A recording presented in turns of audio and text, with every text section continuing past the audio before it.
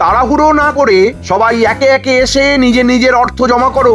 আমি একেবারে তৈরি হয়েই আছি, সবার নাম আর গচ্ছিত অর্থের পরিমাণ লিখে নেব। না, মন্ত্রীর কাজ আছে বলতে হবে।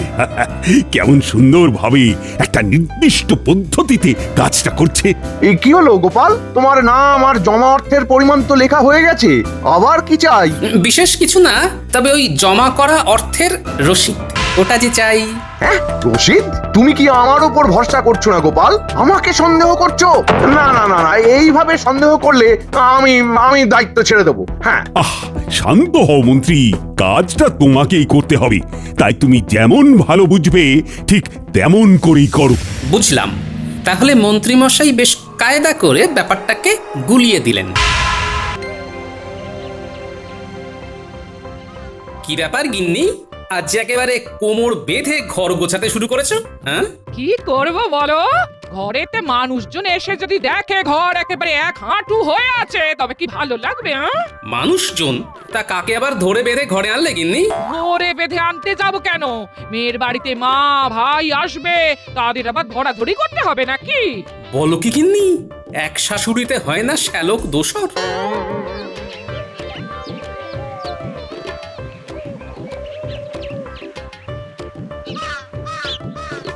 ও মা গো, যা মুখে আসছে তাই বলে যাচ্ছে। এ তুমি কার হাতে আমায় তুলে দিলে গো মা? ওমা, এ কি কাণ্ড! ডাকতে না ডাকতে তুমি এসে গেছো মা। একেই বলে নারীর টান। ও প্রাণটা যেন এবারে একটু জোর হলো। আহ, মোক্ষম সময় আবির্ভাব ঘটেছে বটে দুই অবতারের। এ বলে আমায় দেখ, তো ও বলে আমায়। তুমি কি আমাকে কিছু বললে বাবা গোপাল? না না, তেমন কিছু না, বলছিলাম ওই সবই আমার কপাল। সে তুমি যাই বলো, আমি আমি আমার মেয়ের কপাল পুড়তে দেব না। ভেবেছিলাম 2 দিন থেকে চলে যাব, কিন্তু এখন তো দেখছি দিনের পর দিন আমাকে এখানে থাকতে হবে।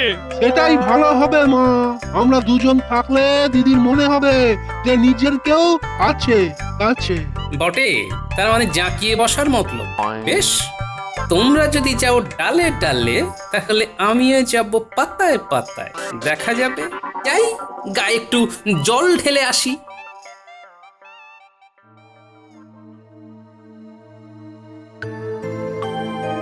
এইটাই তো আমি চাইছিলাম। এইবার তাহলে তোকে একা একা দুটো কাজের কথা বলতে পারবো আমি।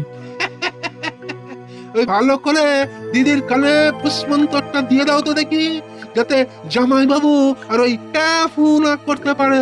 মন্তর? সে আবার কি কিসের মন্তর? না না না না, তাতে আবার ওর কোনো ক্ষতি হবে না তো। দূর বোকা, জামাইয়ের ক্ষতি কি আমি চাইবো? তবে তোকেও তো নিজের ব্যাপারটা একটু বুঝে নিতে হবে নাকি? জামাই বাবু হলো মহারাজের খাস লোক, কিন্তু থাকে মাটির বাড়িতে। ছি ছি ছি ছি ছি ছি ছি ছি। নিজের জন্য এখন থেকে গুছিয়ে না রাখলে পরে আরো ভুগতে হবে। তাই যেমন বলছি তেমনটা কর।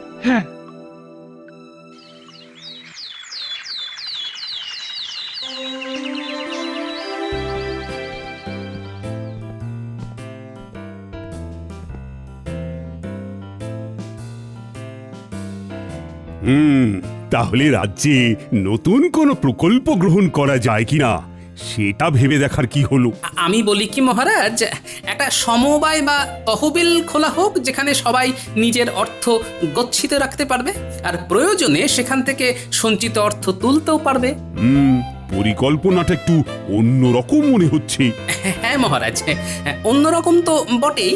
আর ওই সমবায়ে গচ্ছিত অর্থ বিভিন্ন উৎপাদনমূলক কাজে লাগানো হবে, রাজ্যের উন্নতি হবে, আর সেখান থেকে যে লাভ হবে সেই লাভের অংশ যারা অর্থ জমা করছে তারা পাবে। অর্থই অনর্থের মূল মহারাজ, তাই ব্যাপারটা একটু যাচাই করে নেবেন। না না, গোপাল যেমন বলল তাতে তো সব দিকটাই বজায় থাকছে, তাতে ক্ষতির কি আছে?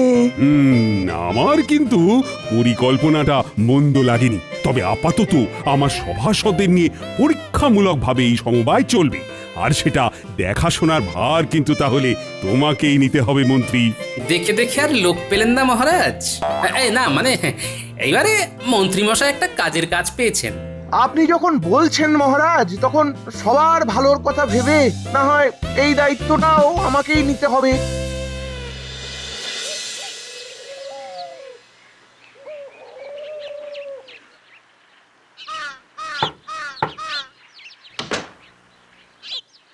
কি গো, তুমি সেই খালি হাতে ফিরে এলে? কেন গিন্নি, হাত ভরে ফেরার কথা ছিল বুঝি? ও মা, সেটাও বেমালুম ভুলে গেছো। ফর্দ করে দিলাম, তবু বাজার থেকে মালপত্র নিয়ে আসোনি। এই রে, বেমালুম ভুলে গেছি। এই নাকি তুমি মহারাজের মন্ত্রী, একটা দায়িত্ব তো ঠিক মতো পালন করতে পারো না। তাই যদি বলো তবে শোনো, দায়িত্ব নয়, দায়িত্ব নয়, একেবারে গুরু দায়িত্ব এসে পড়েছে আমার কাঁধে। কোন দায়িত্ব? কিসের কথা বলছো তুমি? রাজসভার সবার অর্থ জমা থাকবে তহবিলে, আর তার হিসাব নিকাশ করতে হবে আমাকে। আর মানুষ মাত্রই ভুল হয়, তাই তোমারও ভুল হতে পারে। এটা তো বেশ ভালো বললে গিন্নি। হ্যাঁ, এই ফাঁকে একটা বুদ্ধি এসেছে মাথায়। হ্যাঁ, একবার সব অর্থ জমা পড়ে যাক, তারপর লাভের গুড় কিভাবে খেতে হয় সেটা দেখবে।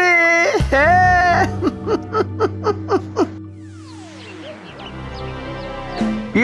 তাড়াহুড়ো না করে সবাই একে একে এসে নিজের নিজের অর্থ জমা করো। আমি একেবারে তৈরি হয়েই আছি, সবার নাম আর গচ্ছিত অর্থের পরিমাণ লিখে নেব। না, মন্ত্রীর কাজ আছে বলতে হবে। কেমন সুন্দরভাবে একটা নির্দিষ্ট পদ্ধতিতে কাজটা করছে। কি হলো গোপাল, তোমার নাম আর জমা অর্থের পরিমাণ তো লেখা হয়ে গেছে, আবার কি চাই? বিশেষ কিছু না, তবে ওই জমা করা অর্থের রসিদ, ওটা যে চাই। হ্যাঁ, রশিদ? তুমি কি আমার উপর ভরসা করছো না গোপাল? আমাকে সন্দেহ করছো? না না না না, এইভাবে সন্দেহ করলে আমি দায়িত্ব ছেড়ে দেবো। হ্যাঁ, শান্ত হও মন্ত্রী, কাজটা তোমাকেই করতে হবে, তাই তুমি যেমন ভালো বুঝবে ঠিক তেমন করেই করো। বুঝলাম। তাহলে মন্ত্রীমশাই বেশ কায়দা করে ব্যাপারটাকে গুলিয়ে দিলেন। ঝামেলা বেড়ে গেল। ভালো রে ভালো। ওরে কিসের কি ভালো হলো যার জন্য অমন গজ গজ করছো? সে আর তুমি কি বুঝবে? চোরের হাত থেকে বাঁচাতে ডাকাতের হাতে মোহর দিয়ে এলাম। যাক, এবার না হয় মন্ত্রীমশাই লুটে পুটে খাক। তুমি আমাকে চোর বললে? হ্যাঁ, এইটা তুমি কি বললে?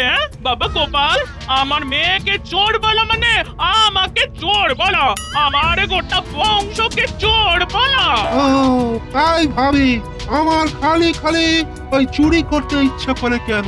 দেখছো না আমার কোনো দোষ নেই, সব দোষ কিন্তু এই জামাই বাবুর। হ্যাঁ, তিলকে তাল করার কায়দাটা তো ভালোই ধরেছেন। তা এতই যদি ছ্যাঁকা লাগছে, তখন এখান থেকে পাত্তারি গুটিয়ে সরে পড়লেই তো পারেন। ও মাগো, হ্যাঁ আমাদের কিনা ছেড়ে ছুড়ে চলে যেতে বলছে গো। বলছি তো, বলি মেঘে মেঘে বেলা তো নেহাত কম হলো না, এবার কাম ধান্দা কিছু করো, না হলে সরে পড়ো।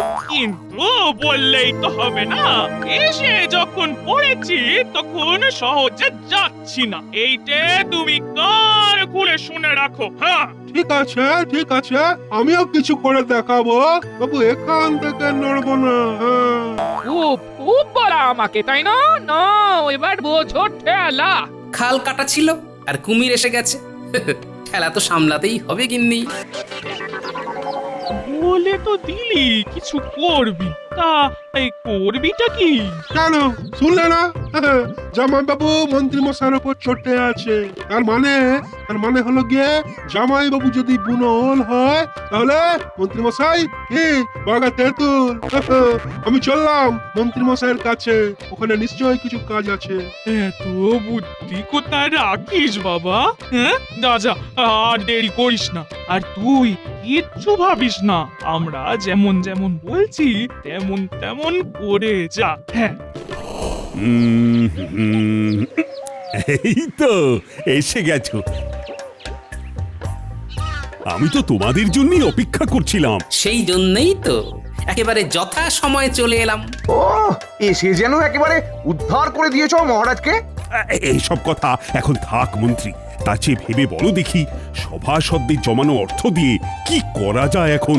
সে তো আমার ভাবা হয়ে গেছে মহারাজ। ভেবে ফেলেছো? তাহলে বলো দেখি। আগে পুষ্করিণী, মানে গচ্ছিত অর্থ দিয়ে পুষ্করিণীর সংস্কার করা হোক। তারপর তাতে মাছ চাষ করা হোক মহারাজ, আর সেই মাছ বিক্রি করে লাভের অর্থ রাজকোষে জমা হবে। হ্যাঁ, পরিকল্পনাটা মন্দ নয়, তবে তাই হবে। সব পরিকল্পনাই জলে যাবে। আমি খুব তাড়াতাড়ি কাজ শুরু করে দেবো মহারাজ, আপনি কিচ্ছু ভাববেন না মহারাজ। বলছিলাম কি, এখনই এত তাড়াহুড়ো না করে আরো কিছুদিন দেখে নিলে হতো না যে প্রতি সপ্তাহে বা মাসে কি পরিমাণ অর্থ জমা পড়ছে? শোনো, মাছের তেলেই মাছ ভাজতে হবে, ওই মাছ চাষেই আয় হবে। 1 মাস পরে হিসেব দেব, তখন দেখে নেবে, কেমন? তবে তাই হবে।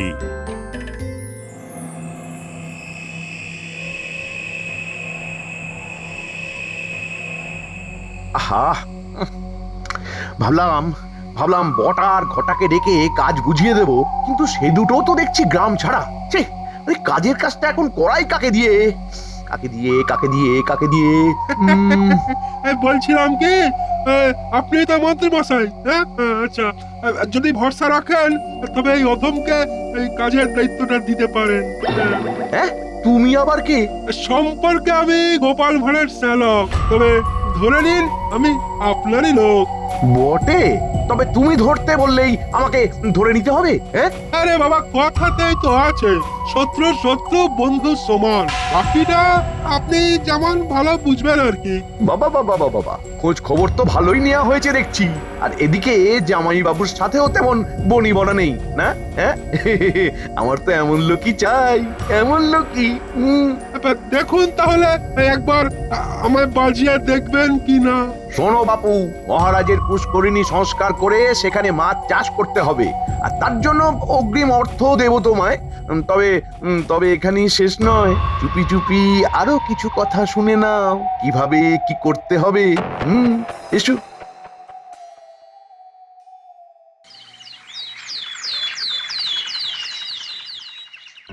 আহ, 1 মাস তো হয়ে গেল, এবার সমবায় তহবিলের খোঁজ খবর নেব, কিন্তু মন্ত্রীরই তো দেখা নেই। এই মন্ত্রীমশাই আসবেন কি করে? হিসেব তৈরি হয়নি বোধহয় এখনো। ও মা, সে কি দিনে দিনে জমেছে কত অর্থ, তবে কি আমাদের জমানোটাই ব্যর্থ? আমি শুধু ভাবছি ওই গচ্ছিত অর্থ বেড়ে বেড়ে কত হবে। লাভের অর্থ নেহাত কম হবে না মনে হচ্ছে।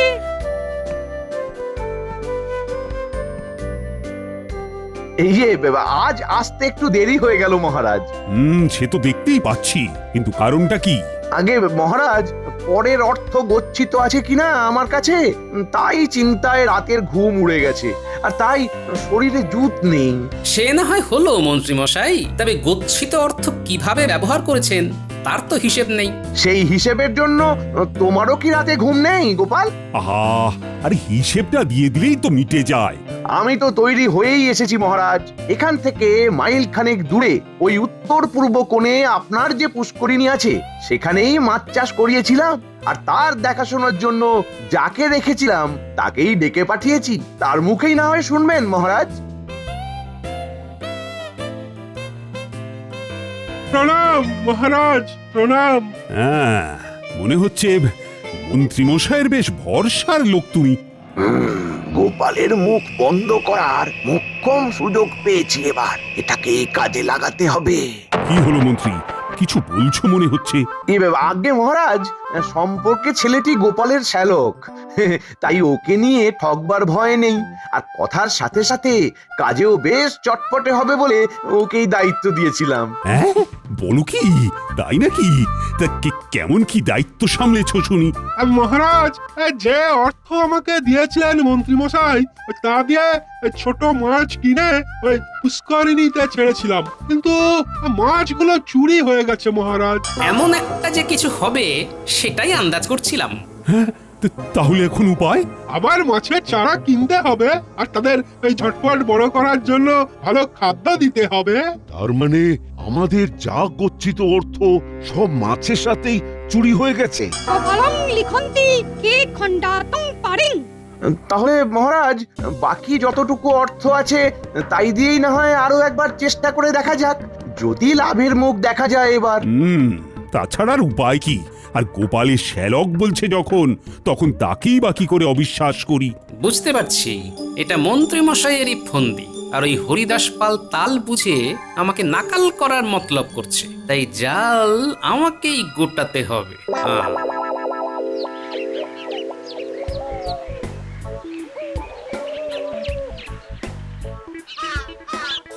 কই কেলে পচা, বাড়ি আছে নাকি?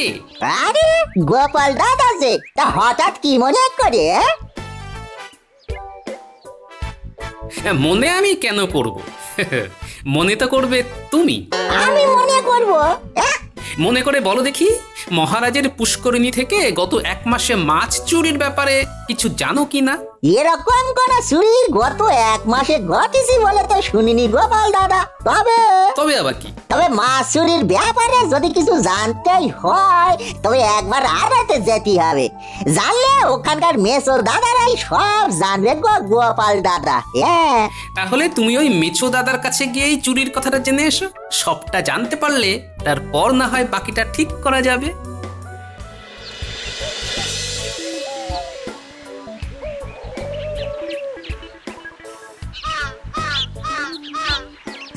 মাছের বাজারে তো ফাঁকা ফাঁকা লাগতেছে, কেমন আমদানি নেই বুঝি? থাকলে কি আর এইভাবে মাছির তাড়াই? হ্যাঁ, বাজার বড্ড মন্দা চলছে ভাই। কাছাকাছি নদী পুকুর থেকে মাছ তুলে আনলে তো সমস্যা মিটে যায়। সেই রকম বড় দাও তো মারতে পারছি না। তার মানে যা ভেবেছিলাম তাই। মহারাজের পুষ্করণী থেকে মাছ চুরি হলে এখানে খবর হয়ে যেত, তেমন কিছুই হয়নি কদিনে গো। আর হয়নি মানে যে হবেও না, সে কথা তোমাকে কে বললো ভাই? ও মা, মেসো দাদার যে, আমি তো তোমার এই খুঁজতেছিলাম। বলে পুকুর ভর্তি মাছ ধরার কোনো বরাদ পেয়েছ নাকি? তোমার কথাবার্তা শুনে তো তেমনই মনে হলো। তাহলে শোনো, আজ রাতেই যাচ্ছে পুকুর ফাঁকা করতে। কথাবার্তা একেবারে পাকা করে গেছে একজন এসে। ব্যাস ব্যাস, ভারীও বেশের যে এটুকু বলিস তাতেই কাজ হয়ে যাবে। কি হে, ওদিকের কি খবর? সব ব্যবস্থা পাকা তো? সে আপনি কিচ্ছুটি ভাববেন না মন্ত্রী মশাই, কিচ্ছুটি ভাববেন না। আগের বার তো মাছ চুরি হয়নি, সেটা তো মিথ্যে গল্প ফেঁদেছিলাম। চুরি তো হবে এইবার। সে তো জানি, সবটাই মোহর সরানোর তাল। কিন্তু এবার যে সত্যি সত্যি চুরি হবে, সেই মাছ যাবে কোথায়? কেন আড়তে? সেখানে তো কথা বলা হয়ে গেছে।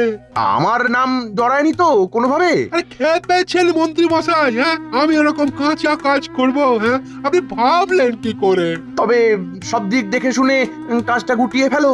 আজ রাতেই পুকুর একেবারে ফাঁকা হয়ে যাবে। হ্যাঁ,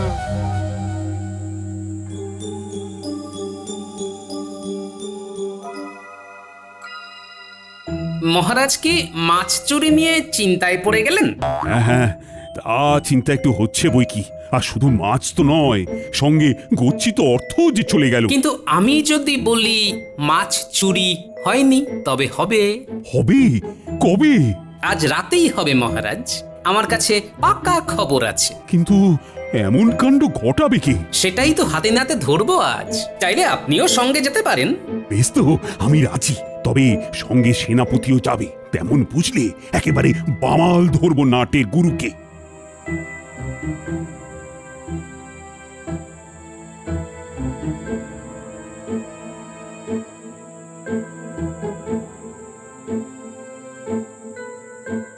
শোনো, রাতের মধ্যেই যা গোটানোর গুটিয়ে ফেলতে হবে। হ্যাঁ, সে আমরা ঠিক গুটিয়ে নেব। মাছ তো সব জালে পড়ার জন্য একেবারে তিরিং বিরিং করছে। কাজ ঠিক করে না হলে যে মন্ত্রী মশাইয়ের মুখ পুড়বে। এই যে দেখুন মহারাজ, যার উপরে ভরসা করেছিলেন সেই দাঁড়িয়ে থেকে ভরসা করার মতলব করেছে। তাই তো দেখছি। শুধু দেখলে হবে না, দেখাও দিতে হবে। আসুন আমরা বরং গরুর গাড়ির কাছে গিয়েই অপেক্ষা করি। হ্যাঁ হ্যাঁ, তারপর খপ করে ধরি। আমাকে ছেড়ে দিন মহারাজ। আমি আমি সত্যি সত্যি কিচ্ছুটি জানি না, সত্যি বলছি। সে বললে তো শুনবো না। আমি যে নিজের চোখে সব দেখেছি। এবার কোথায় পালাবে চাঁদ? তোমার ফাঁদ পাতা ভুবনে যে তুমিই ধরা পড়ে গেছো। এবার ঘটিও যাবে আর বাটিও যাবে। হতচ্ছাড়াটা আমার নাম না বললেই রক্ষে, নাহলে যে কেলেঙ্কারি হয়ে যাবে। ও, তার মানে তুমি তহবিল তছরূপের মূল পান্ডা। না না না না না না, এর শাস্তি তো তোমাকে পেতেই হবে। শাস্তি যদি দিতেই হয় মহারাজ, তবে মন্ত্রী মশাইকে দিন। আমার ছেলে কোনো দোষ করেনি। আমার ছেলে মানুষ চিনতে ভুল করেছে। সব দোষ ওই মন্ত্রী মশাইয়ের। হ্যাঁ, আহ, ছেলের সাক্ষী মাও এসে হাজির। কিন্তু এখন কি আর শাক দিয়ে মাছ ঢাকা যাবে? এই মরেছে, কান টানতে যে মাথা এসে হাজির। এসব কি হচ্ছে কিছুই তো বুঝতে পারছি না। আমি বুঝিয়ে বলছি মহারাজ। আমার জামাই ওই বই করে বলেছিল আমার ছেলেকে যে মন্ত্রী মশাইয়ের ফাঁদে না পড়তে। তবু আমার ছেলে তো খুব সরল, সে মন্ত্রী মশাইয়ের পাল্লায় পড়েই গোলায় গেল একেবারে। হ্যাঁ হ্যাঁ, ওই মন্ত্রী মশাই যেমন বলেছিলেন আমি তো ঠিক তেমনই করেছি মহারাজ। তাহলে এই সব আসলে তোমার পরিকল্পনা মন্ত্রী? আমি না তো মহারাজ, মানে আমি তো কিছু জানতামই না, মানে আমি তো কিছু ভাবতেই পারছি না মহারাজ। এখন ভাজা মাছটি উল্টে খেতে জানি না বললে তো চলবে না। পরিষ্কার বোঝা যাচ্ছে সমবায়ের অর্থ তছরূপ করতে তুমি উস্কেছ গোপালের শ্যালককে। না হলে সে এত সাহস পায় কি করে? মনে হচ্ছে শাশুড়ি মায়ের কুঁচির কাজে গিন্নির ভাই পার পেয়ে যাবে এ যাত্রায়। তাই মন্ত্রী, তোমাকে সবার গচ্ছিত অর্থ তো ফেরত দিতেই হবে, সঙ্গে সুদও দিতে হবে নিজের ট্যাঁক থেকে। মহারাজ মহারাজ মহারাজ মহারাজ, এবারের মতো ছেড়ে দিন মহারাজ, এমন কাজ আর হবে না। সব বলে আর পার পাবে না। যা হলো ভালোই হলো, তবে আমার যে তেমন সুবিধে কিছু হলো না। মায়ে ছেলেতে যে খুঁটি গেড়ে বসে গেল, ওঠানো গেল না।